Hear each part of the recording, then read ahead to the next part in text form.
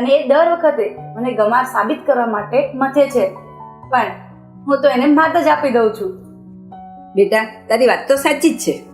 કોઈ પણ દીકરી એના સાસરિયામાં સંપૂર્ણ સુખી તો નથી જ હોતી. મમ્મી, ચકલીના બચ્ચા તો ઘાસના માળામાં ઉછર્યા હોય છે, તો પણ એને કાંટાની હોડમાં જ રહેવું પડે છે.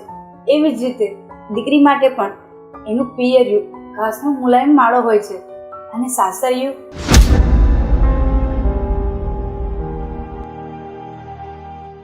મમ્મી, તમે મન હલકું ના કરો. હું અહીંયા બહુ સુખી છું અને કોઈ વાતનું દુઃખ નથી.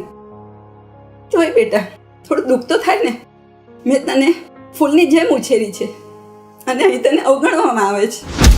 મમ્મી, ફૂલની કિંમત તો સાચો માળી જ સમજી શકે છે, કોઈ વીણીમાં ગૂંથનારો નહીં.